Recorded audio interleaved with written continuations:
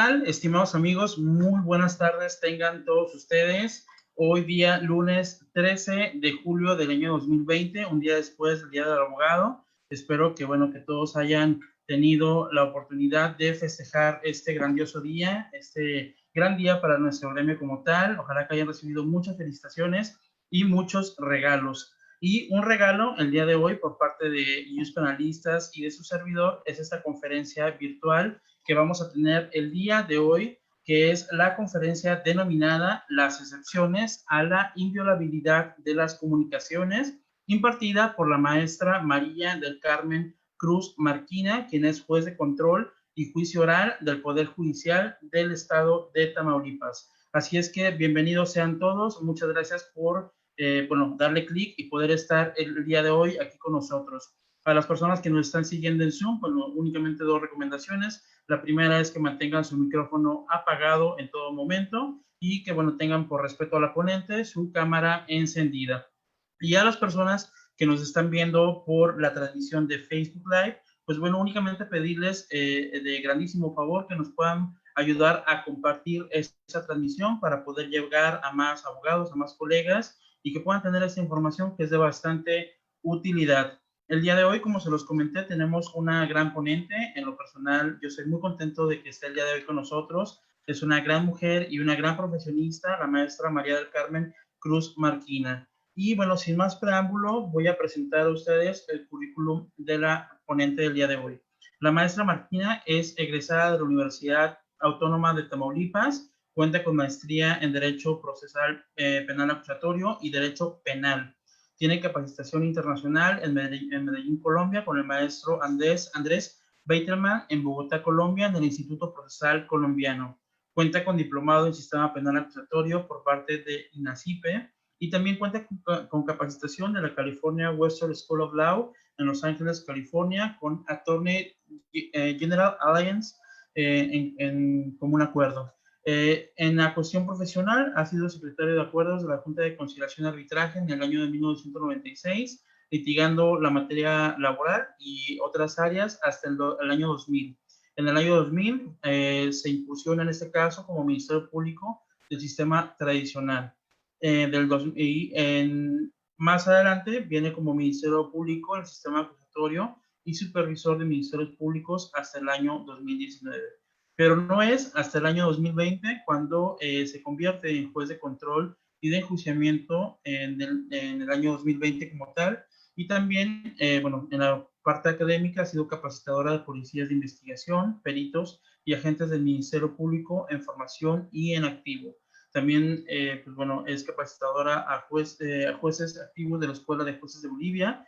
Es conferencista también en temas del sistema acusatorio penal y es autora del libro Función Policial en la Seguridad Pública y el Sistema Acusatorio Penal, próximo a publicarse con la editorial Anaya. Y pues bueno, solicitarle ojalá que nos pueda dar la premisa de poder presentar su libro de manera virtual, ya que pues bueno, presencialmente por el momento no se puede, pero ojalá que nos pueda dar la premisa a nosotros de poder presentar su libro en forma, ya que sea publicado.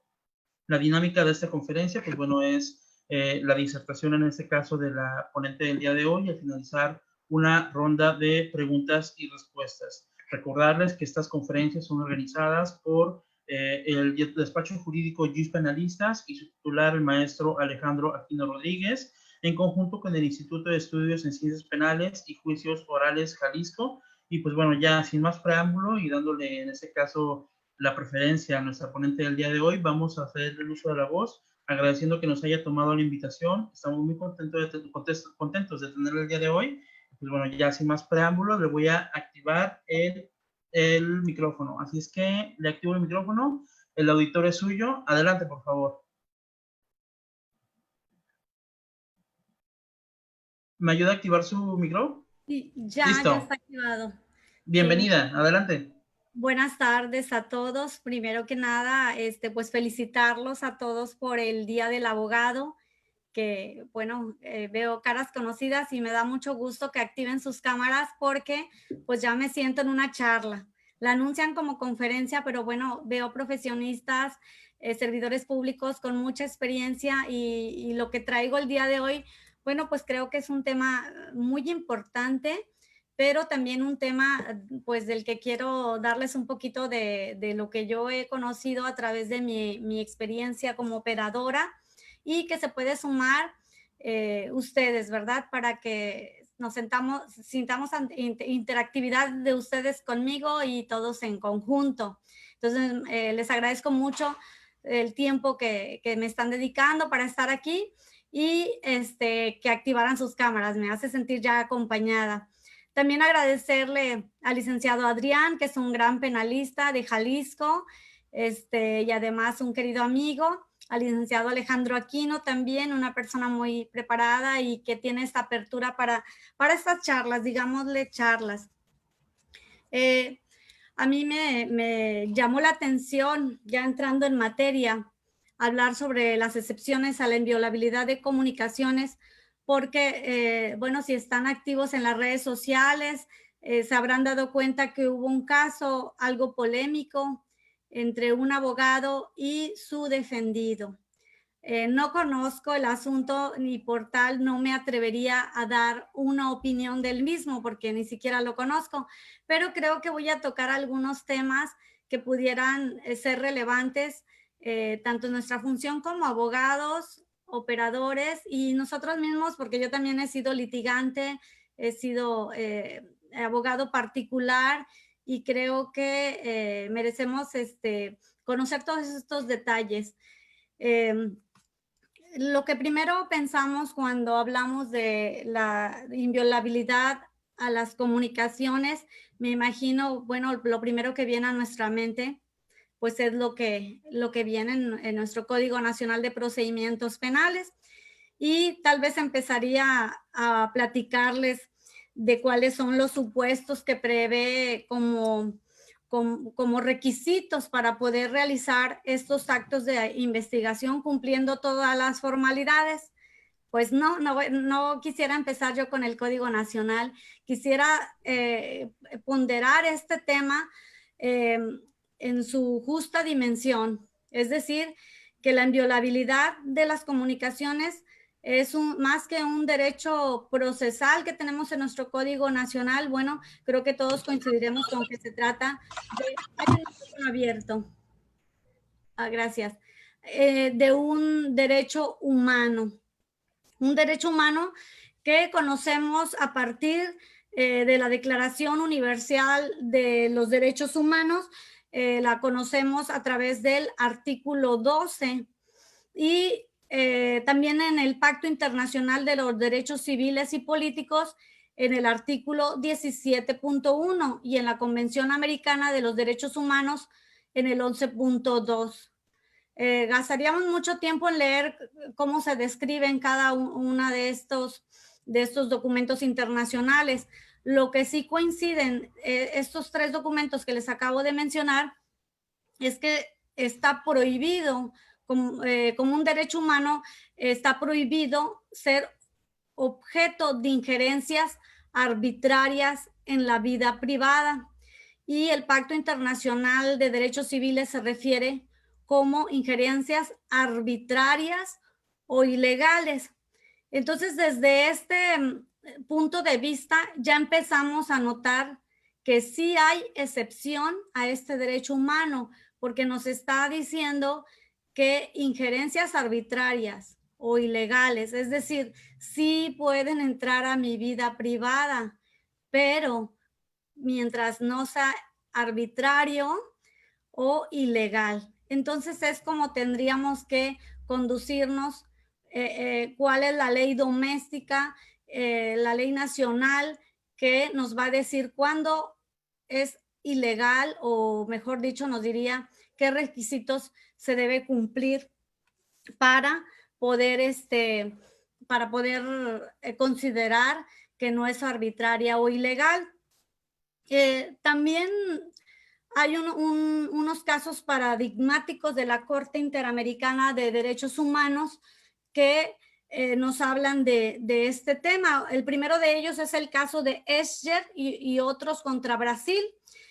Tal vez lo puedan anotar y al fin de semana que tengan tiempo, pues se ponen a leerlo completo. Pero en resumen, En este caso se estableció como resolución de la Corte Interamericana responsabilidad para el Estado de Brasil. Es un caso que data del año 2006, porque interceptaron y monitorearon y divulgaron las conversaciones telefónicas de Etcher y otros en la policía, por parte de la policía militar. Pero un caso que aún llama más la atención y se parece a lo que acaba de ocurrir en nuestro país es el caso Tristán Donoso contra Panamá. En este caso, que son hechos del año 1996 y que la resolución es del 2008, se establece la responsabilidad al Estado de Panamá por divulgar una conversación telefónica y también a eliminar la condena impuesta. Este caso es precisamente de un abogado. El abogado tenía un cliente y a este abogado la ley panameña facultaba al Estado de Panamá, al Procurador General de la Nación y al Ministerio Público para, bajo el concepto de defender los intereses del Estado, podían intervenir comunicaciones. Entonces, esta conversación que se ventiló de manera pública, trataba de que Tristán Donoso, abogado, conversaba con Walid Sayed, era su cliente, y aparentemente hablaban de algún tipo de pago a cierta autoridad para que se resolviera el caso a favor de Walid Sayed, y de esta manera se divulgó la llamada bajo ese concepto, ¿verdad? Entonces, si algo se parece a lo que han oído, pues es este caso, y prohíbe y ordena resarcir a Tristán Donoso porque se consideró que esa ley de Panamá no está adecuada a las declaraciones universal de los derechos humanos y a los demás instrumentos internacionales de los que ya les estaba platicando. Tengo unas diapositivas que a lo mejor nos pueden guiar un poquito, si me ayuda, Adrián. Bueno, esa es la presentación, la que sigue, de favor.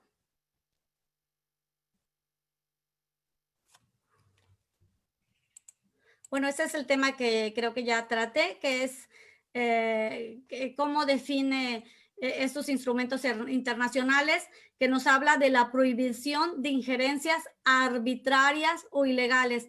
Si se dan cuenta, esos tres documentos en ningún momento habla de inviolabilidad de las comunicaciones, pero ahorita vamos a ver por qué se refiere a ellas.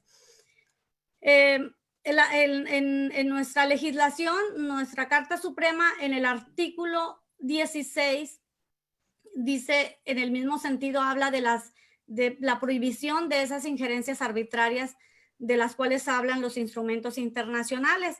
En el párrafo, si no me equivoco, es el 12º, dice que nadie puede ser molestado en su persona, familia, domicilio, papeles o posesiones, sino en virtud de mandamiento escrito de la autoridad competente que funde y motive la causa legal del procedimiento.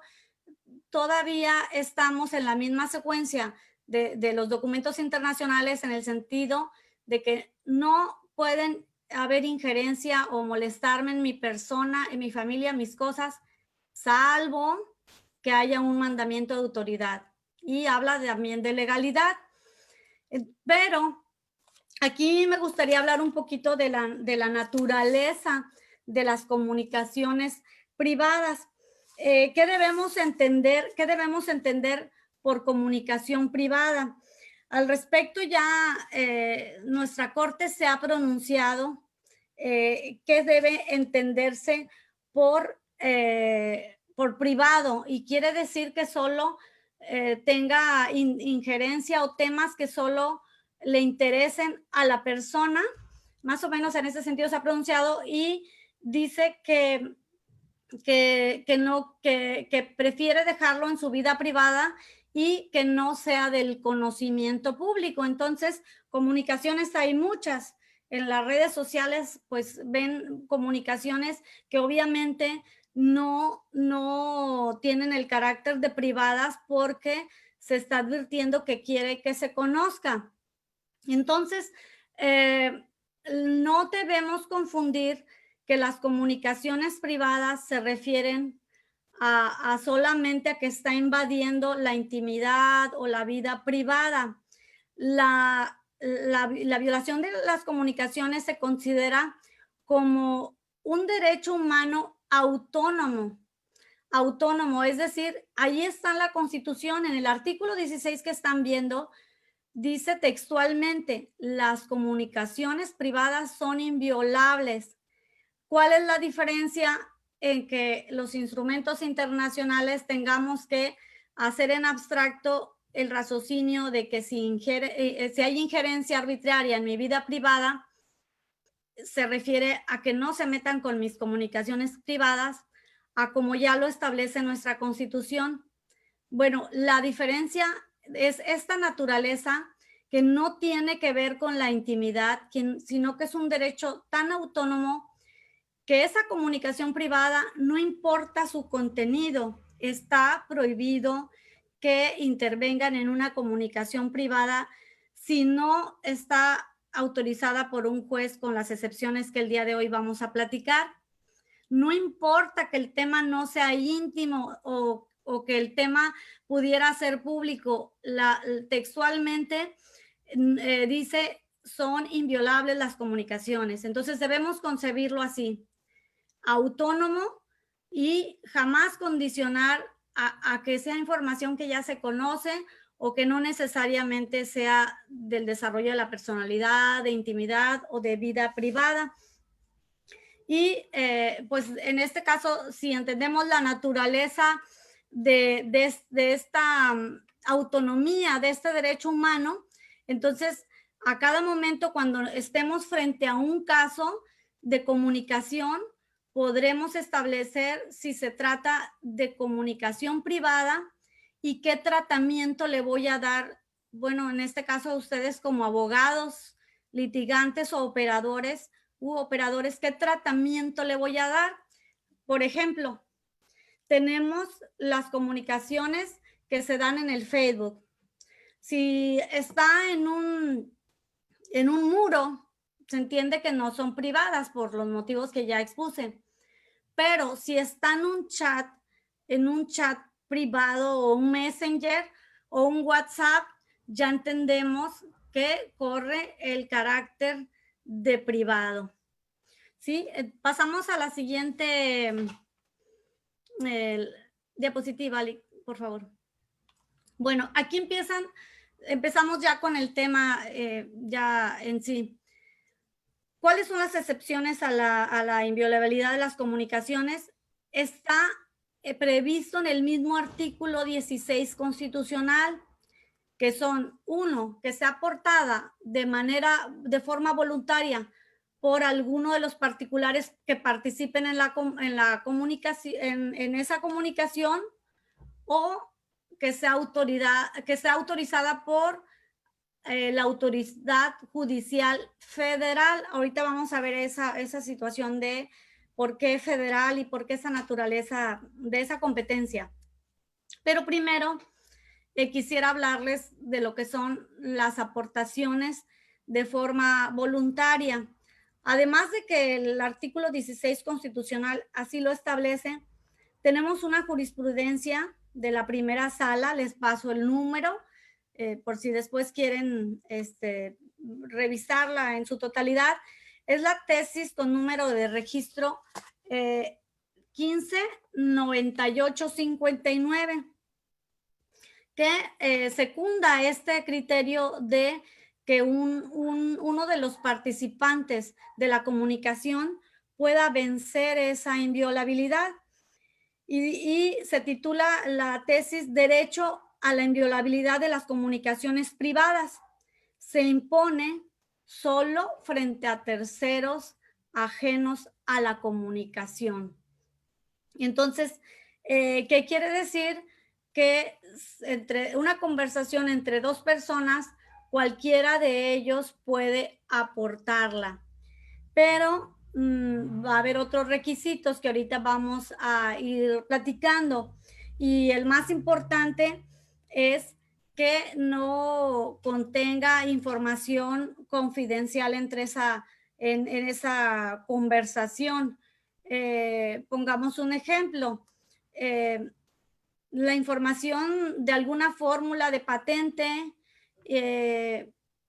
cosas íntimas, cosas del secreto profesional, entonces ya no vencerían esta inviolabilidad porque estarían sujetas a otra restricción de la naturaleza que les acabo de mencionar.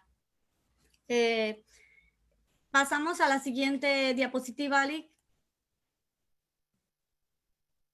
Les decía, ¿por qué habla de que tiene que ser autorizada por la ley? Habla que el juez de control del fuero correspondiente, dice el Código Nacional de Procedimientos Penales. ¿Por qué fuero común o por qué no fuero común y por qué fuero federal? Bueno, esto data de lo siguiente. Les decía al principio que regularmente pensamos en violabilidad de comunicaciones. Pues lo que vi en el Código Nacional, extracción de información de un teléfono, datos conservados, localización geográfica en tiempo real, pero creo que hemos olvidado que hay más tipos de comunicaciones y cuando se generó este derecho, en aquellos años, pues lo que había era el correo de las cartas, que bueno, a mi edad sí llegué a mandar cartas por correos mexicanos, telégrafo, telefax, quienes lo conocieron, pues el fax, el correo, los telégrafos, y aunque nos sorprenda, aún existen. A lo mejor ya es escasa las personas que lo utilizan, pero aún existen. ¿Quiénes regulan estas comunicaciones? Yo me di a la tarea de buscar el tema, me llamó la atención porque iba a hablar con ustedes respecto a lo que son los telegramas. Telégrafos nacionales, que data del año 1851, pasó al año 2011. Telégrafos nacionales era quien ventilaba lo que es servicio de telex y telefax. Esto se pasa a Telecomunicaciones de México en el año 2011. Entonces, Telecomunicaciones de México abarca telégrafos, giro telegráfico, radiotelegrafía y telecomunicaciones.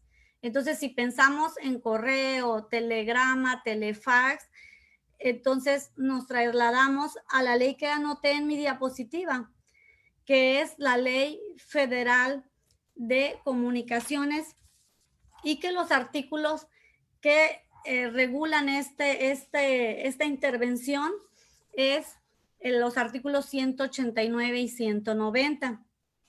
Yo me quedé pensando qué otra legislación había, y respecto a lo que es correos mexicanos, encontré que está vigente la ley del servicio postal mexicano. Lo que me llama mucho la atención, y si se quedan ustedes con esa misma curiosidad que me llevó a mí a revisar esa ley, es que en esta ley sí señala que está prohibido, está libre de todo registro la correspondencia, o sea, sí está establecida la prohibición. Sin embargo, en el artículo 10 señala que no se viola el sigilo, a que se refiere el artículo 9, que el artículo 9 señala que queda prohibido a quienes intervengan en la prestación del servicio de correos y servicios diversos proporcionar informes acerca de las personas que lo utilizan. Pero el artículo 10 dice que no se viola ese sigilo cuando los informes se rindan por acatamiento a una orden judicial o del Ministerio Público dictada por escrito. O sea, por demás esa ley ya queda obsoleta y por ningún motivo podría tener valor si alguien se atreviera a llevar información o pedir información bajo esta ley porque pues ponderaríamos que o haríamos un control, ¿verdad?, para efecto de inaplicarla y tendríamos que aplicar el 16 constitucional. Entonces el Ministerio Público no podría pedir esa información y tendríamos que pasarla por los filtros que en este momento estamos por iniciar a revisar.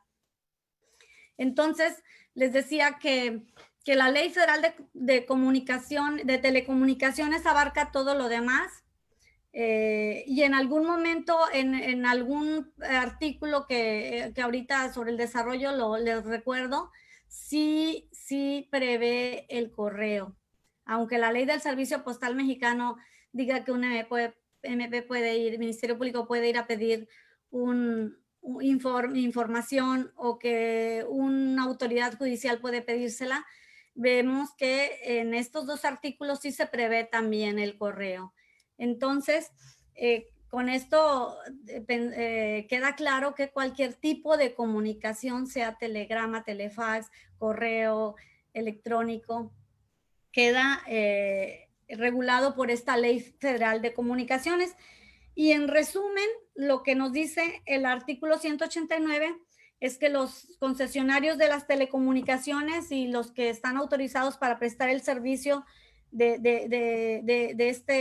esta materia tienen que estar al servicio de la autoridad ministerial una vez que cuente con esa autorización judicial de la que también vamos a hablar para prestar este servicio. Entonces, se crea el Instituto Federal de Telecomunicaciones y el Instituto Federal de Comunicaciones dicta los lineamientos de colaboración en materia de seguridad y justicia, y esos lineamientos ahorita en un momentito ya los vamos a ver.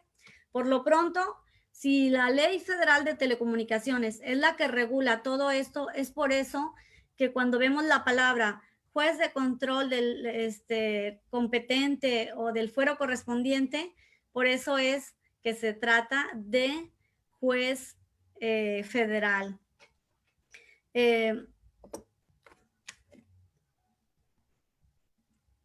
Perdón, ¿podemos seguir a la siguiente lámina?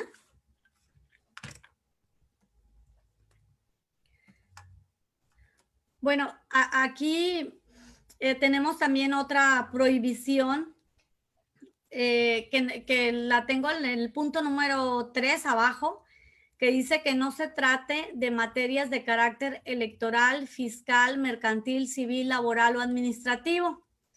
Y en este caso les quiero platicar que existe un amparo en revisión de la Corte, con lo que podemos establecer qué sentido le ha dado a esta prohibición la Corte y qué interpretación le ha dado, porque hay un caso muy emblemático de la Corte que es un amparo en revisión, es el número 1621 del año 2010. Si lo habrán escuchado, se trata de un divorcio en materia civil, donde en un matrimonio que en aquellos años, estamos hablando de 2010, ahorita ya hay divorcio incausado y divorciarse es de lo más sencillo. Pero en aquellos años, bajo la complicación de un divorcio necesario, el esposo trataba de acreditar que la esposa había cometido adulterio. Y además se ventilaba que él reclamaba tener la custodia de una menor hija que tenían. Estamos hablando 10 años después, sabemos que la Corte ya se pronunció en el sentido de que cualquiera de los padres puede tener la custodia, pueden tener custodia compartida y cosas que que hace 10 años no se veían como los vemos ahora. Entonces, el señor trataba de decir, mi esposa es adúltera, es una mala mujer y no debería tener a nuestra hija. Entonces el señor como pruebas en ese juicio civil ventiló unos correos unos correos electrónicos. En aquellos años, pues lo que había más efectivo para comunicarse, pues eran los correos Hotmail seguramente. Entonces, él entra al correo de su esposa porque dice, somos esposos, yo tengo, puedo entrar a su correo. Y en ese correo se describía, chateaba, bueno, yo le llamaría en esos tiempos chatear, ¿verdad? Emitía un mensaje y su pareja sentimental, novio, lo que fuera, con el que se estaba teniendo comunicación privada, porque sí es una comunicación privada, le contestaba. Lo que expone es que en esos correos la señora daba muchas información de las relaciones íntimas, se ventilaban cosas muy privadas. Entonces ahí es donde entra este tema de la naturaleza de las comunicaciones privadas, porque la sentencia dice, no, con esto yo no puedo, que ella diga que el señor lo hace así, así, así, no quiere decir que se pruebe que tuvieron relaciones íntimas. Lo que sí veo es que al exponer eso está injuriando al esposo, lo está agraviando en su honor, en su dignidad. Eso dijo el juez civil. De manera que agotan los recursos, pero cuando llega con la corte evalúa el caso como violación de comunicaciones. ¿Por qué? Porque genera esa tesis que dice que un correo electrónico tiene un password y ese password solo le permite al dueño de ese correo ingresar. Número uno, aunque fueran esposos, el señor no debía tener acceso a las conversaciones a una esposa. Entonces, muchachas, afuera de broma, quienes revisan el celular de los esposos o el correo, desde el año 2010 está prohibido como violación a comunicaciones privadas. Pero la corte dijo, esto es una comunicación privada, aunque seas esposo, no puedes ingresar. Además, la Constitución dice que las comunicaciones privadas solo se pueden intervenir por autorización de un juez federal, y además lo que estamos viendo como prohibición no se podría usar aunque la autorizara un juez, o un juez no la autorizaría un juez federal porque se trata de materia civil. Entonces, que vemos como primer requisito que contenga información relacionada con la comisión de un delito, no para divorciarse, no serviría para otras materias, sino que esa autorización judicial, de la excepción que nos tiene el día de hoy, es para materia penal, que se esté investigando un delito. Esa excepción contiene este requisito.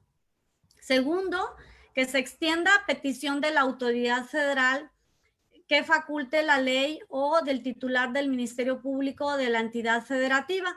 Ahorita que ya hablemos de lo que establece el Código Nacional, sabrán que el Ministerio Público, tanto del fuero común como del fuero federal, pueden peticionar a través del titular de su institución, es decir, fiscal, o sea, ya es fiscalía o procurador general. No el Ministerio Público por mutuo propio, no, el Ministerio Público se lo pide al titular de su institución, llaman titular del Ministerio Público, estamos hablando de titular de la Procuraduría Fiscalía, y puede, mediante un acuerdo, delegar a alguien, algún director o algún servidor público en lo específico para que haga ese análisis de autorización, pero solamente el fiscal o quien él autorice, pero el Ministerio Público ni del fuero común ni del fuero federal directamente deberían de hacerlo, no, así lo establece el Código Nacional. Se lo van a pedir a una autoridad federal, que es un juez federal, y ahorita vamos a ver quiénes son esos jueces que autorizan esta intervención de comunicaciones, ¿sí? Pasamos a la siguiente lámina. Otro de las situaciones que está regulada por el artículo 16 constitucional dice que los poderes judiciales contarán con jueces de control que resolverán en forma inmediata y por cualquier medio las siguientes solicitudes. Si se dan cuenta, la Constitución habla de jueces de control. ¿Por qué no dice federal o por qué no separa? Bueno, porque incluye todos, porque está hablando de medidas cautelares y ustedes saben que los jueces de control del fuero común pues van a ver las medidas cautelares, providencias precautorias para los asuntos propios de su materia. Y luego, en tercer lugar, vemos que jueces de control resolverán sobre las técnicas de investigación de la autoridad que requieren control judicial, garantizando los derechos de los indiciados y de las víctimas ofendidos. Aquí en este tercero, que se llama técnicas de investigación que requieren control judicial, ya hay un pronunciamiento. El Diario Oficial de la Federación se publicó el 15 de mayo de 2017 el Acuerdo 03 del 2017, donde el Consejo de la Judicatura Federal crea el Centro Nacional de Justicia especializado en control de técnicas de investigación, arraigo e intervención de comunicaciones. ¿Qué quiere decir? Que en este Centro Nacional hay jueces especializados. Tengo por aquí el acuerdo que se crean, es del 15 de mayo de 2017, se crea este Centro Nacional y en lo más destacado pues es para cumplir con estas solicitudes que, como lo vamos a ver en un momento, pueden ser realizadas por vía electrónica.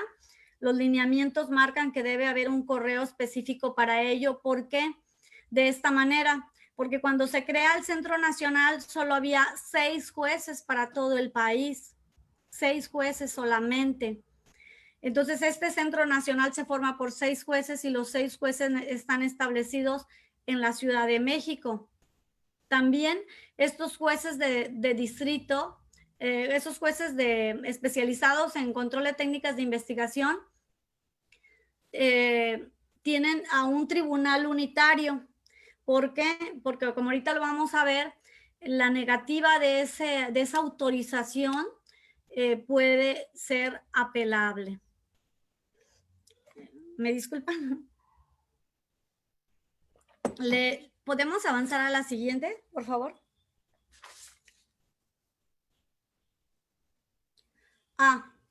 Bueno, decía que quien regula cómo se va a peticionar a estos jueces federales estas autorizaciones es el Código Nacional de Procedimientos Penales. También lo regula la Ley Federal contra la Delincuencia Organizada. Por ahí puse los artículos. No vamos a dedicar la tarde a leer esos artículos, pero sí vamos a hablar de ellos, de lo más relevante. Entonces tenemos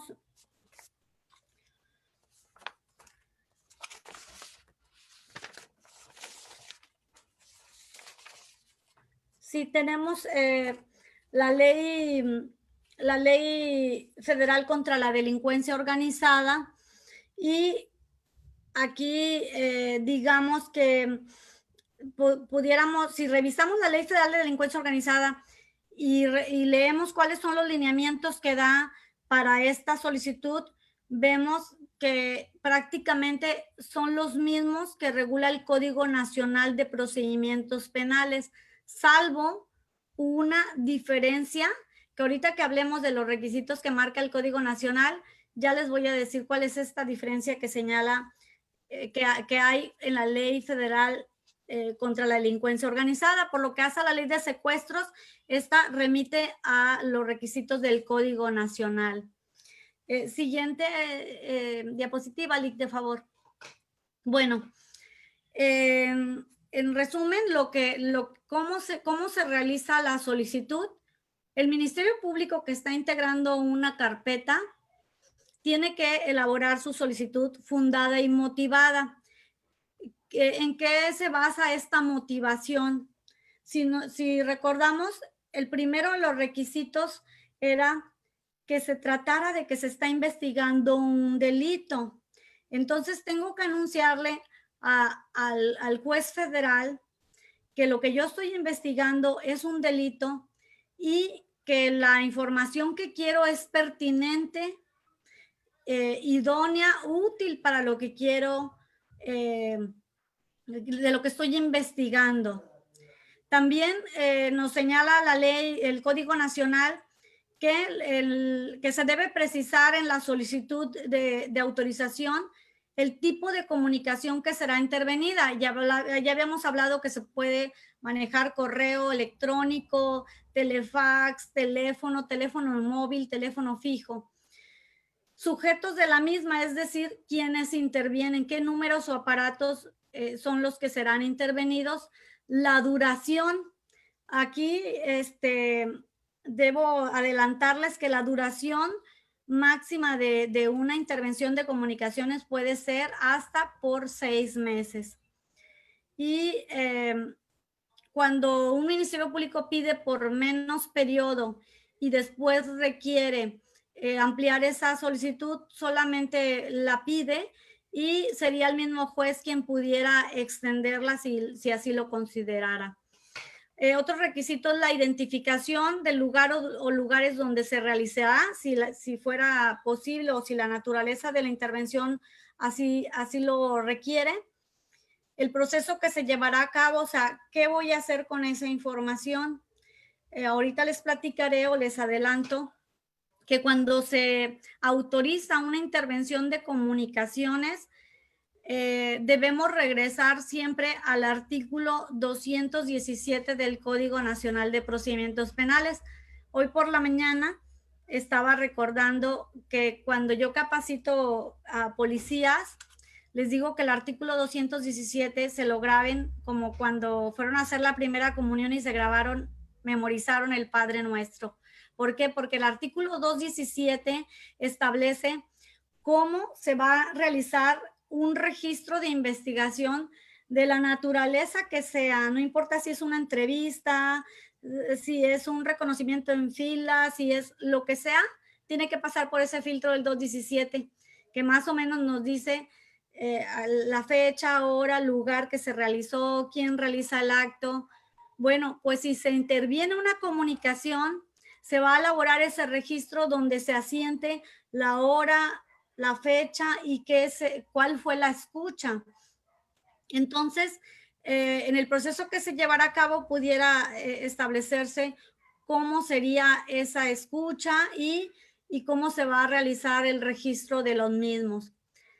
Otro requisito es la denominación de la empresa concesionada del servicio de telecomunicaciones a través del cual se realiza la comunicación objeto de la intervención, porque, bueno, hace rato les mencionaba la Ley Federal de Telecomunicaciones en el artículo 189 y 190, bueno, ahí nos dice que las telecomunicaciones están concesionadas, entonces se debe precisar qué tipo de telefonía, si es Telcel, Radiomóvil, Dipsa, Movistar, qué tipo de concesionaria tiene esa línea para poder instruirle esa intervención en caso de que se autorice.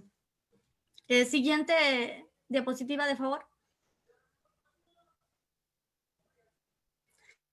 Bueno, ¿cuáles pueden ser el objeto de intervención? Como les decía, tiene muchos matices. Puede ser de forma oral, como lo que es una comunicación en llamada telefónica de número fijo o móvil. Puede ser escrita, ya hablábamos del correo, hablamos también del Messenger. Por signos también, pudiera ser telégrafos o señales. Cualquier tipo de comunicación puede intervenirse, al menos respecto a esto que estamos hablando de qué tipo de comunicaciones. Mediante el empleo de aparatos. ¿Qué aparatos pueden tener esa comunicación?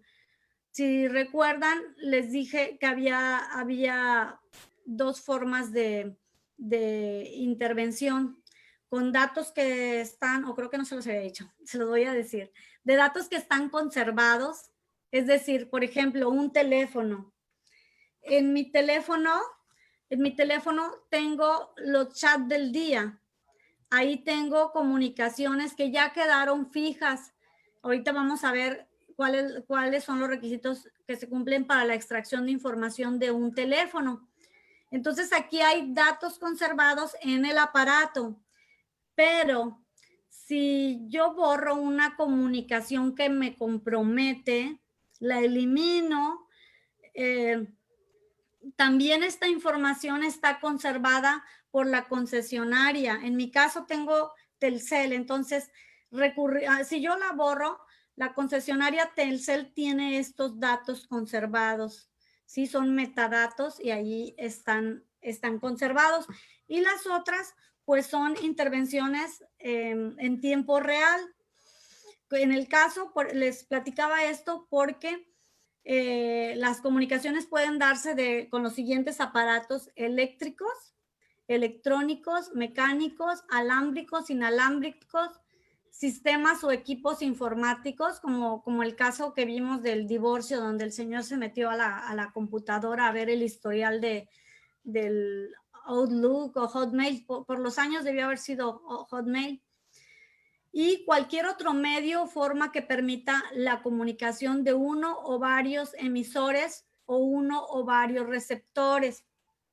Aquí quisiera platicarles de un criterio que se ha establecido también por la primera sala. Es en el sentido de que tiene que haber un interés de dos personas en realizar comunicación. Por ejemplo, si Adrián se equivoca y el día de hoy me manda un correo por equivocación, entonces esa información de su pago, de un pago, de un escrito, de lo que él quiera ahí, aunque hubo una comunicación aparentemente entre él y yo, también se analiza que esa comunicación no estaba consensuada, es decir, que fue un error. Si por error él me mandara un pago, un documento, lo que sea, entonces yo me voy a la jurisprudencia, a la primera sala, la primera que les platiqué. Entonces digo, bueno, yo lo voy a ventilar porque aquí dice esta jurisprudencia que es contra terceros. Y aquí estamos, Adrián y yo, en una comunicación. No, sí se acredita que no había ese interés de comunicación y que fue un documento mandado por error, entonces no aplica esta regla de excepción y no podría yo aportarla ni darle ningún tipo de uso, porque entonces entraría en la comisión de un delito. Porque si yo no aplico las reglas de excepción a la inviolabilidad y difundo información, pues ya está penalizada como delito. Ahorita lo vamos a ver porque estoy entre abogados, cómo puedo hacer alusión a que no está cumpliendo las reglas para que sea un dato de prueba que no se atienda en una audiencia preliminar o para que se excluya por violación a derechos fundamentales en la etapa intermedia. Pero también tiene que ser visto como delito. Si difunde información que no me está autorizada bajo estas reglas de excepción, se comete un delito. Entonces, creo que hasta ahí los comentarios. Para la siguiente lámina, de favor. Esto viene, esta es información, ya estamos en el Código Nacional y les decía que la Ley Federal contra la Delincuencia Organizada establece las mismas reglas.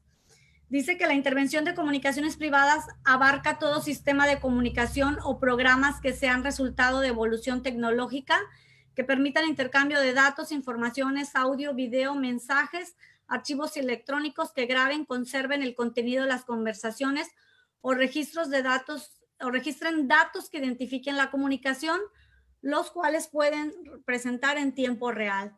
Yo creo que eso, con todo lo que hemos venido platicando, queda claro para todos qué es lo que se puede intervenir con la calidad de comunicación.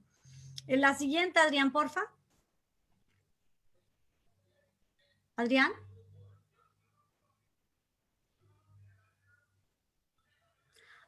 Sí, eso es lo que pensé que ya se me había pasado, pero bueno, aquí lo vemos. Ya, ¿qué tipo de intervención autoriza el Código Nacional de Procedimientos Penales? Les decía que son dos formas de información, una almacenada o conservada, sea en el aparato como en mi teléfono, o bien en las bases de las concesionarias. Hay unos lineamientos, hace un momento que les hablaba, que el Instituto Federal de Telecomunicaciones es el encargado de toda esta, de generar el acuerdo. Sí se crearon unos lineamientos que son de los que ya voy a empezar a hablar poco a poco conforme el tema lo vaya permitiendo. Pero si gustan tomar notas, este fue publicado el 2 de diciembre del 2015 y mediante una publicación en el Diario Oficial de la Federación que se llama Acuerdo mediante el cual el Pleno del Instituto Federal de Comunicaciones expide los lineamientos de colaboración en materia de seguridad y justicia. Estas reglas de cómo hacer las intervenciones están en esos lineamientos, además del Código Nacional. También ya se definen cosas ya muy precisas de tiempos, de modos, de formas en estos lineamientos. Por lo pronto, en esta lámina la puse para que nosotros estableciéramos que hay dos tipos de intervención. La de los datos que están conservados en un aparato y aquellas que se pueden intervenir en tiempo real, como la escucha, las localizaciones geográficas. Entonces, de la primera, que son datos conservados, tengo que darles algunas tesis que pudieran interesarles. Anoté por aquí. La número 2002-741. En esta tesis de la primera sala, es del año 2013, se establece que el derecho a la inviolabilidad de las comunicaciones privadas, su ámbito de protección se extiende a los datos almacenados en un teléfono móvil asegurado a una persona detenida y sujeta a investigación. Es decir, que a un detenido se le asegura tu teléfono, pero no podemos entrar a su información. Solamente aseguramos el objeto y el Ministerio Público, si desea intervenirlo para ver la información conservada que tiene en su capacidad de almacenamiento, tiene que pedir esa orden judicial, esa autorización, perdón, no, esa autorización judicial para ese acto de investigación.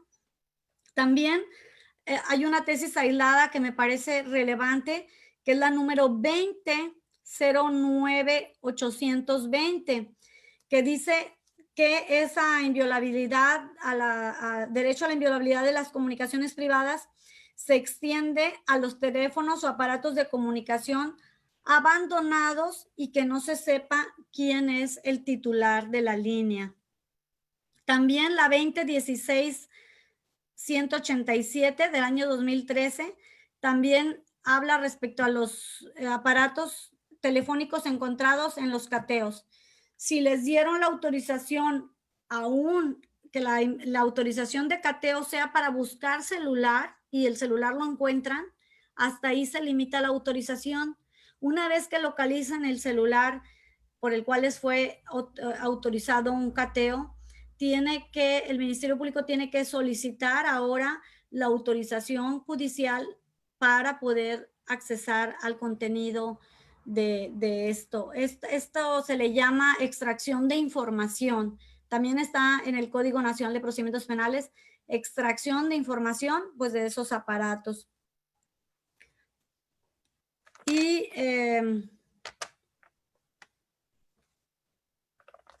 bueno, esto es por lo que hace a las tesis que quería que anotaran. Les hablaba no, aún no, así es. Aún no, nos quedamos todavía en esta. Les hablaba de que el artículo 217 hablaba de cómo quien intervenga a una comunicación debe elaborar un registro para que así pueda acreditar que cumplió aquello que le autorizaron, únicamente la forma que le hayan autorizado a intervenir. Entonces, no solo la persona que interviene, que regularmente es el policía o perito, no solamente va a levantar un registro del tipo de intervención, sino también ya hay tesis que señalan que dicha información debe cumplir ciertas, para seguridad jurídica, forma de obtención, es decir, que puede documentarse esa información con registro de cadena de custodia o algún registro que diga cómo fue que se obtuvo esa fuente de información. Les pongo un ejemplo, las aportaciones. Algunos ofendidos, muy común en los delitos de amenazas, de violencia familiar, aporta, la señora trae impreso una captura de cómo la persona lo amenazó. Entonces, esa información pues no es muy clara para su valoración porque no dice cuál es su fuente, cuál es su origen. Para eso está regulada estas formas en nuestro Código Nacional para certeza jurídica y para la valoración de esta información. Ahora sí, la lámina siguiente, por favor. Les decía, respecto a los datos conservados, hay dos formas: extracción de información del aparato o la intervención de comunicaciones, es decir, que toda la información de este teléfono, si no está al alcance del Ministerio Público el aparato porque no lo encontró, porque no lo tiene, simplemente la intervención de comunicación será a través de los metadatos que tiene la concesionaria.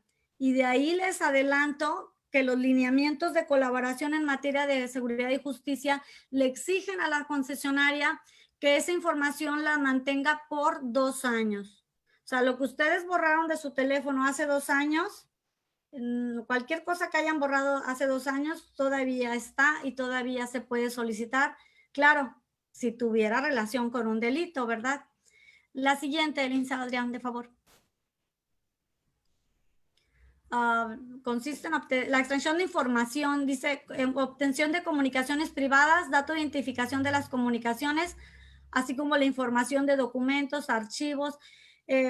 Resumo, cuando el policía ya el Ministerio Público obtuvo la autorización de extracción de información, más o menos lo que dice esta lámina es de que se va a precisar cuando entró al teléfono qué comunicación había, qué es la información y detallar, porque únicamente se puede ingresar a la información que hayan autorizado. Si la concesionaria, por ejemplo, en datos conservados, envía un cúmulo de datos que no están autorizados, dicen los lineamientos que tienen que destruirse. Cualquier cosa que exceda de lo autorizado tiene que destruirse. Y otra cosa, toda la información autorizada va para la investigación. Vi con mucha pena que nuestro presidente Andrés Manuel López Obrador dijo respecto al caso que les decía del abogado y su llamada interceptada y grabada, que quería que se hiciera pública. No es así. En el caso de Panamá, precisamente esa fue una de las sanciones para el Estado, el hecho de que divulgara la información. La información es solamente para el procedimiento que se está investigando. Siguiente lámina, de favor.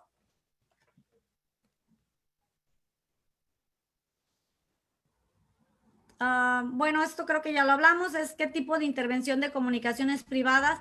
Ya vimos la naturaleza, la pasamos porque veo que el tiempo corre, vuela. Miren, hay una excepción prevista en nuestro Código Nacional de Procedimientos Penales. Les había dicho, no pueden intervenir comunicaciones porque le tienen que pedir a través del procurador o fiscal la autorización al juez federal. Ya les dije qué jueces federales se dedican a eso, que están en la Ciudad de México. Pero hay una excepción. Dice que el procurador o el servidor público, quien se delegue esa facultad, podrá ordenar directamente la localización geográfica en tiempo real o la entrega de los datos conservados en estos casos. Cuando esté en peligro la integridad física o la vida de una persona, por ejemplo, estamos hablando del delito secuestro, por ejemplo, se encuentra en riesgo el objeto del delito, que no me parece muy claro, y con hechos relacionados con privación ilegal de la libertad, secuestro, extorsión o delincuencia organizada. Es decir, que el fiscal o procurador, el Ministerio Público se lo pide a su titular de su fiscalía o procuraduría y él autoriza, pero la condición es que dentro de un plazo de 48 horas acuda a ese juez federal del que hablamos y le diga, ya lo hice porque tenía este caso, esta situación de emergencia que es peligro de integridad o de la libertad, y entonces el juez va a analizar como con los mismos requisitos que si lo hubiera autorizado en un primer momento, pero ahora se le va a llamar ratificación parcial o total, y va a decir si subsiste o no esa medida, porque se acuerdan que les dije que esa intervención puede durar hasta 6 meses. Entonces, de la información extraída, dice sí te ratifico todo o nada más te ratifico esta parte y además te ratifico pero te autorizo tanto tiempo. ¿Sí? Esa es la excepción que también está para, sí va a tener una intervención de un juez federal que analice, pero después de que ya se realizó la intervención. ¿Sí? ¿Hay alguna otra, licenciado? Con esa finalizamos. Bueno, yo todavía no finalizo porque tengo un poquito de información. Ya nada más, creo que ya me acabé el tiempo, ¿verdad? Pues igual nos quedan aproximadamente 15 minutos. Bueno, no quisiera pasar por alto esta información que es de los lineamientos de colaboración en materia de seguridad y justicia del Instituto Federal de Telecomunicaciones. Así a grosso modo, les platico. El Ministerio Público envía su solicitud, pero les dije que los jueces federales están en la Ciudad de México. ¿Cómo llega? Bueno, en los lineamientos se instruyó para que se pusiera a disposición de todas las autoridades un correo electrónico cifrado. Les cuento, en el desempeño de mi trabajo, bueno, pues se enviaba a mi fiscal y el fiscal a través de este correo electrónico cifrado, que bueno, está establecido para ese efecto, no hay necesidad de que llegue la petición de manera física y de esta manera el fiscal a su vez la envía a esos jueces federales. Esa es una modernidad por la velocidad que amerita este tipo de intervenciones. Otra de las cosas que también facilita el trabajo para todos es que la información proporcionada por los concesionarios como resultado del requerimiento venga bajo este formato, .csv o XLS. Yo no estoy muy actualizada en lo que son cosas informáticas. Lo que sí me queda claro, porque lo describe los lineamientos, es que estos formatos permiten que sea editable esta información. Si ustedes alguna vez han visto cómo llega, algunos le llaman sábana, pero bueno, no es un término correcto. Pero cuando llega esa sábana o esa, son cantidad enorme de hojas y hojas de información por ejemplo, en una intervención de teléfono, dice a qué hora hice una llamada, por ejemplo, con el número de Adrián y dónde estaba yo. Es decir, que mi teléfono utiliza una repetición de señal que viene de un satélite, una antena, y entonces si en este momento que me encuentro en Tampico, Tamaulipas, hiciera una llamada con Adrián, entonces aparecerá que él está en Jalisco y que yo estoy en Tampico, y no solo eso, va a ubicarme. Si yo estuviera desaparecida, mi teléfono va a hablar de dónde me encuentro. Entonces ya se imaginarán que este teléfono no es necesario que yo me conecte a internet para que esté generando una señal. Él en automático está buscando señal, de manera que van a aparecer conexiones a cada 3 minutos, aunque yo no lo esté usando. Entonces serían listas y listas enormes. Por eso los lineamientos se generaron, que la información de la concesionaria Telcel, si pidieran la intervención de mi teléfono, diría minuto a minuto qué ubicación geográfica tiene en el momento que hice la llamada y duración. Entonces son sábanas, lo que le llaman sábanas, listas y listas, y por eso se generó este documento para que se baje del correo, de ese correo oficial electrónico cifrado. ¿Y quién lo puede bajar? Bueno, lo recomendable es un policía de investigación, porque ahí va para ustedes litigantes. ¿Cómo voy a llevar esa información a juicio? No voy a llegar, bueno, ustedes saben mucho, veo mucha gente muy capacitada, no voy a llegar con documentos. Sabemos que esa información en cualquier juicio oral tiene que llevar a través de un testigo, el testigo idóneo. Entonces, esa información puede ser bajada por un policía que tenga acceso a ese correo, y esa información permite documentarla, y además puede ser, sea por un policía o también uno idóneo es un perito, porque el perito analiza la información. Cuando fui Ministerio Público tuve a mi alcance esas hojas y hojas y hojas y hojas, y yo solo veía numeritos y datos de coordenadas. Yo no puedo interpretar. Entonces, mis amigos litigantes, esa información la interpreta un perito, ya sea que el policía se la dé o que el perito vaya directo y la baje de ese correo cifrado, y entonces interprete que Carmen Marquina el día 13 de julio del 2020 a las 8 de la noche estaba en Tampico, en la colonia donde vivo. Sí va a aparecer más o menos con una aproximación, y que estuve haciendo una llamada o que mandé ese mensaje amenazante o de lo que se trate. ¿Sí? Entonces, eso es por lo que hace, también les obliga a los concesionarios a crear plataformas electrónicas que cuenten con herramientas digitales para certificar la autenticidad e integridad de los requerimientos. Como les dije, es un correo cifrado, esa plataforma tiene una autenticidad para que esa información sea fiel y única, y no sea, a pesar de que el documento se va a poder copiar y pegar para los fines propios que le va a dar el uso el Ministerio Público, copiar y pegar, no obstante eso, está respaldado por esa plataforma para la fidelidad, autenticidad e integridad, porque ustedes saben como litigantes que lo primero que hacen cuando están en una audiencia intermedia respecto a la obtención de datos es buscar su fuente. A ver, aquí traen una impresión de un Messenger. A ver, el que me lo aportó, ¿es parte de esa comunicación? ¿Sí o no? Porque si no forma parte de esa comunicación, pues ya estoy hablando de exclusión, ya estoy solicitando su exclusión, porque todo lo que hemos hablado el día de hoy lo hablamos desde un principio, es derecho humano a la inviolabilidad de comunicaciones. Entonces ustedes saben que si no cumple estos requisitos, es un acto de investigación que no puede ser saneable, jamás de los jamases, valga la expresión.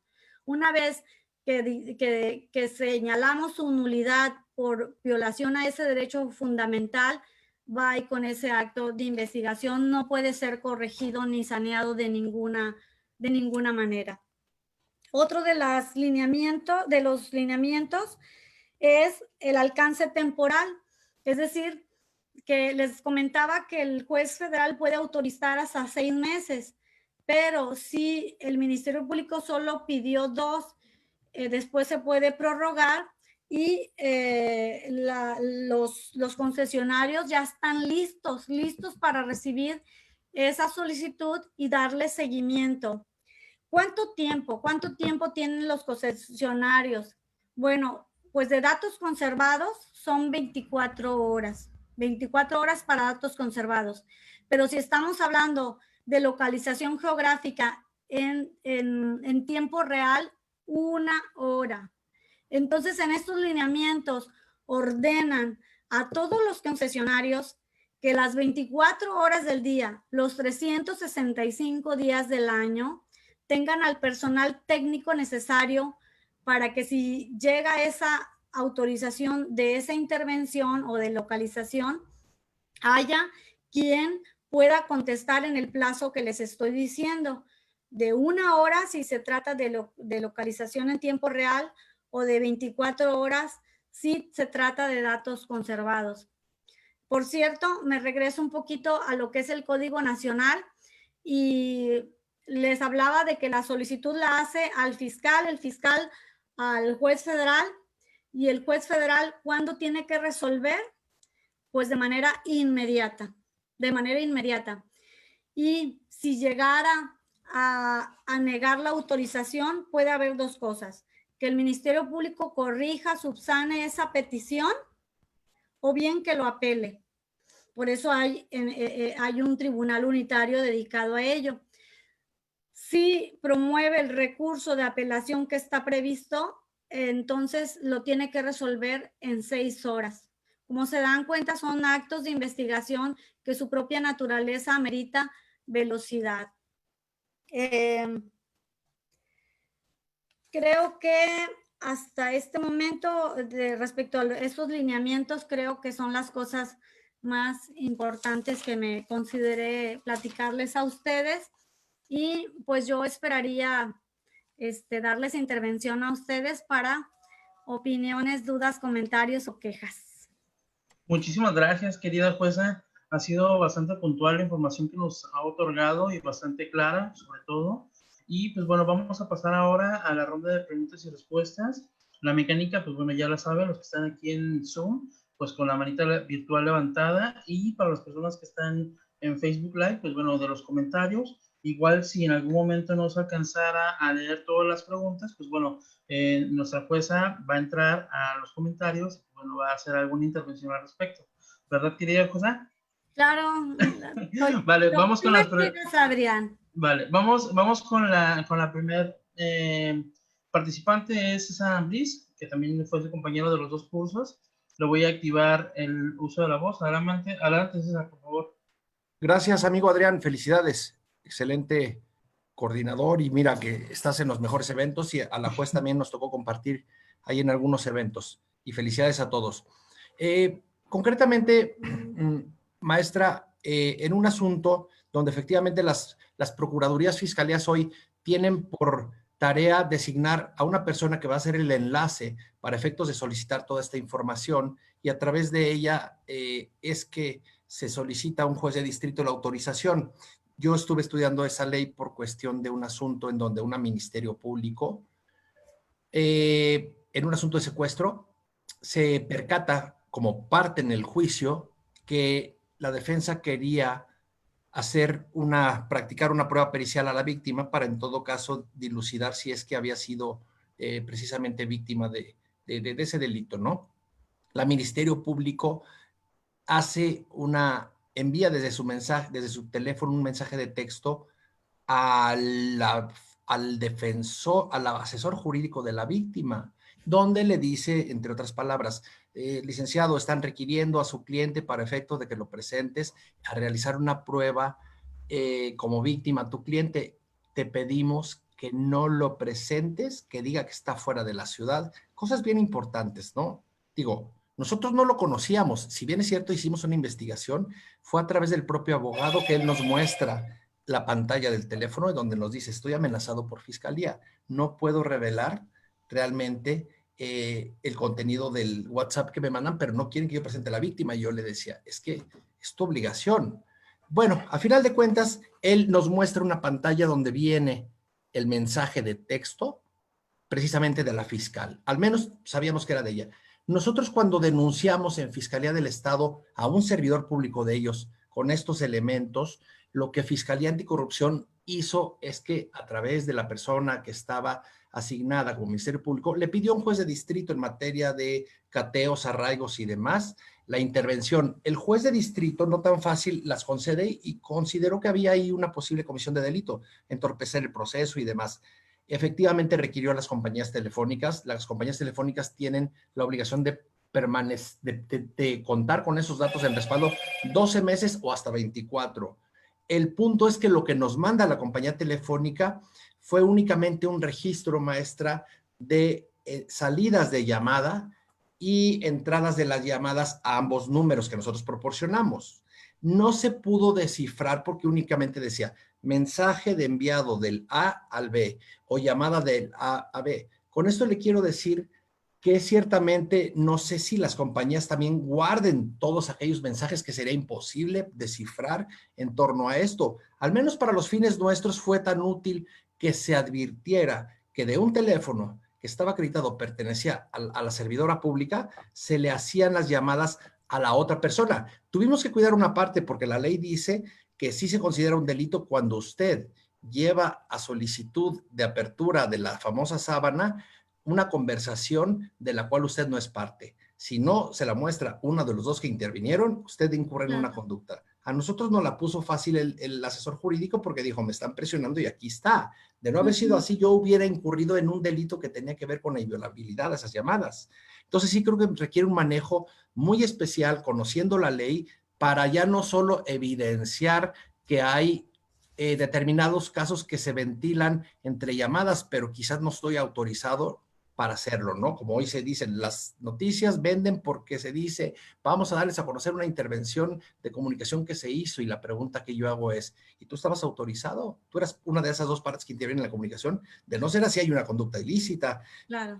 Digo, pero sí se les pone un candado a las compañías, 12 meses con opción de 24 para que las conserves. La otra cuestión es que no mandaron los mensajes porque dicen no guardamos, no alojamos mensajes, únicamente registros de salidas de teléfono de un número a otro y entradas a su vez. Creo que para nosotros fue importante porque no obstante que la fiscalía al final dijo que no había un delito que perseguir porque lo hizo en calidad de parte, porque estaba en el proceso, ya no como autoridad, el hecho estaba demostrado. ¿Cuál?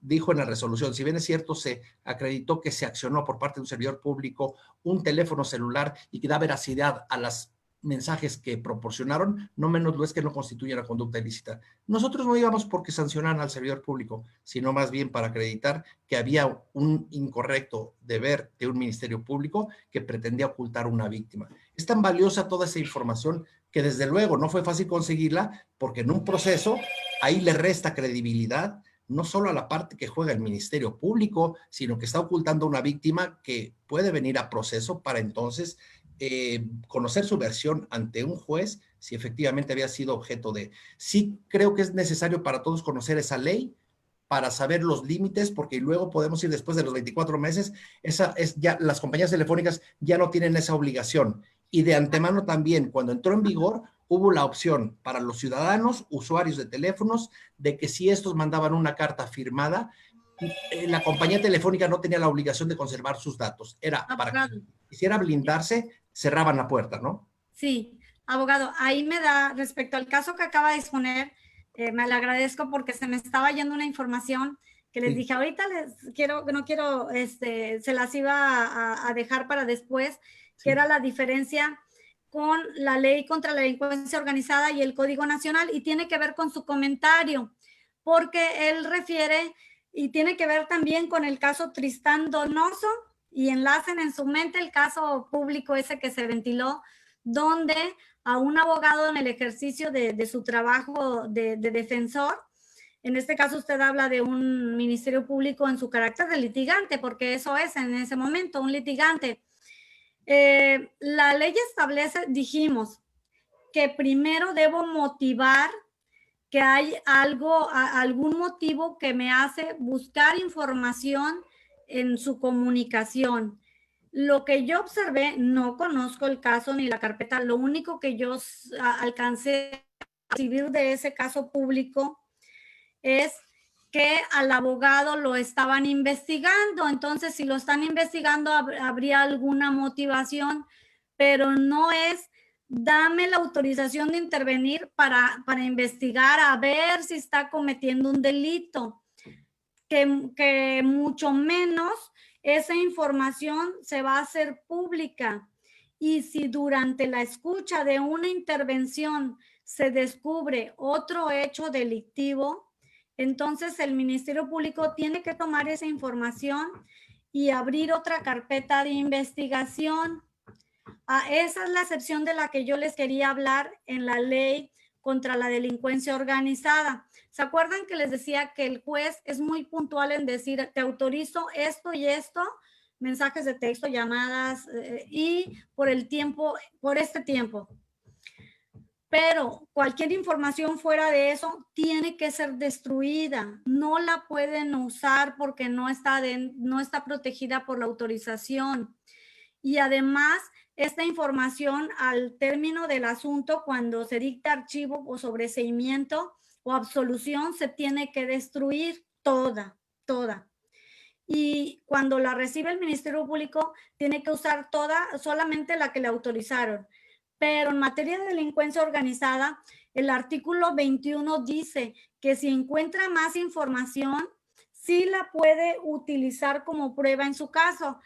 Ahí está la naturaleza, delincuencia organizada. A lo mejor yo estaba hablando de que cometía tal delito, pero bajo ese grupo delictivo está colaborando y participando en otro delito y me sirve para decir que forma parte de una célula, qué sé yo, sí lo pueden usar, a diferencia de otro tipo de delitos que no sea delincuencia organizada. Y también, independientemente que con esa información abra otra carpeta de investigación. Lo que decía el abogado Ambriz es que ahí el asesor jurídico dijo, lo aporto, y que la información que le llegó con la autorización judicial de intervenir el teléfono, de los datos conservados del teléfono del Ministerio Público, fue solamente que concatenaron, ¿no? Fue una inferencia, una prueba indirecta y que unidas dicen, sí es cierto. El texto que aportó, no sé cómo lo aportó, les decía, lo más conveniente no es que imprimiera el asesor su chat o su mensaje, sino que ella aporte el aparato y un perito extraiga ese mensaje para que pueda constatar de qué fecha, a qué hora, y la mayor información fedatada, bueno, no fedatada, se oye mal esa palabra, no es correcta, perdónenme, digamos, respaldada por el dicho del perito. El perito ve que esa información data de esa fecha, de esa hora y de tal contacto con tal contacto, y esa información que vio el licenciado Ambriz la vio soportada con la intervención de la autoridad judicial. Entonces, bueno, aprovecha el comentario para darles ese tema. ¿Alguna otra pregunta, comentario? Gracias, licenciado. Vamos rápidamente con Juan Huerta Báez. Le solicitaría en ese caso una pregunta concreta. Adelante, Juan Huerta. Si me ayuda a activar su micrófono, adelante, por favor. Parece que ya se activó, ¿verdad? Sí, ya, adelante, te escuchamos. Muy buenas tardes, le agradezco que me hubiera dado la palabra, de igual manera por todas las sesiones que ha hecho. Me parece muy atinadas. Gracias, maestra, por lo que está dando el tema. Mi pregunta es, en un asunto de los llamados guachicoleros, de igual manera sustraen información. De igual manera, pues el Ministerio Público Federal pues, le solicita al juez la intervención de un celular, de un teléfono celular. Bueno, pues el cual ese teléfono celular no tiene cadena de custodia que se le haya asegurado a mi cliente. Entonces, por tal motivo, ese teléfono llega a manos del perito, al cual el Ministerio Público había solicitado sustraer la información. Sustraen la información de ese celular. Esto fue en el 2010, cuando suceden los hechos. Y entonces, esa información que la sustrae, pero con puras fotografías de su propia computadora. O sea, él dice que no se puede sustraer de plano o de lleno del propio teléfono la información. Entonces él dice que lo conecta a su computadora, él da los datos de su computadora, el perito, y saca fotografías solamente de esa información. Y así se pretende desahogar ahora que venga el juicio, porque el 27 de marzo, cuando inició la pandemia, iba a ser el juicio en Oaxaca, el cual pues ya no se llevó. Entonces mi pregunta concreta, perdón por decirlo, es porque es necesario. Entonces, ¿sí es posible que solamente el perito desahogue esa información? Y no es necesario, maestra, que se le haya pedido a la sábana, que usted decía que no está bien dicho la sábana, ¿no es necesario que a esas concesionarias se le pidieran? Bueno, más bien la autorización al juez federal primero, que el Ministerio Público le pidiera la autorización al juez federal, y el juez federal, una vez que le autorice al Ministerio Público ese acto de investigación, le pide a la concesionaria, y la concesionaria le da los datos conservados, o bien que le autorice la extracción de información, que creo que es el caso que usted está comentando. Lo que requerían era extraer datos que están aquí, fotografías, videos, mensajes. Entonces, también dijimos que para la extracción de información de un aparato necesitamos la autorización del juez federal. Luego, ya una vez que tenemos la autorización del juez, también les platiqué que teníamos que ser bien cuidadosos de cómo el Ministerio Público va a llevar esta información el día de mañana al juicio, como en el caso de usted que apenas está en curso de ese caso. ¿Cómo voy a llevar esa información? Les hablaba del 217, que hay un registro para que haya seguridad jurídica de que de este aparato se extrajo esa información. ¿Cómo? Depende de la naturaleza de la información. No me parece que sea complicado lo de que este teléfono se conecta a un computador para poder imprimir y hacer capturas. No, lo que me parece grave es que no se haya solicitado la autorización del juez federal para ingresar a extraer la información. Eso es lo que yo veo en el caso que usted planteó, donde si no se cuenta con esa autorización judicial, estamos hablando de una violación de un derecho humano, contrario a que ese aparato, lo dijimos en un inicio, hubiera sido aportado. Si su cliente no lo aportó, pues está claro que no entra bajo ese régimen de excepción. Una excepción es la aportación. No es el caso del que usted planteó. La segunda excepción, con autorización de juez federal, tampoco lo tiene. Entonces, muy seguramente usted en la intermedia pues va a poder hablar de la exclusión de esa información por violación a derechos fundamentales, en ese caso la inviolabilidad de la comunicación. Considero que eso sería. Sí, gracias, licenciado Huerta. Querida jueza, con eso hemos terminado esta charla, conferencia el día de hoy. Agradecerle en este caso que haya estado con nosotros. Sé que ahorita tiene también otra actividad profesional, en este caso de trabajo, así es que bueno, vamos a finalizar por el día de hoy esta sesión, agradeciéndole que nos haya tomado la palabra y la invitación, en este caso de estar el día de hoy con nosotros súper contentos. Ojalá que sea la primera de muchas veces que esté con nosotros. La idea sería seguir con estas conferencias, a lo mejor ya no tan repetitivamente, pero sí por lo menos una vez al mes o una vez a la quincena. Y pues bueno, mientras la gente o los colegas nos escuchen, tanto en Zoom como en Facebook Live, nosotros contentos de estar organizando estos eventos y con la calidad de ponentes, en este caso como lo es usted.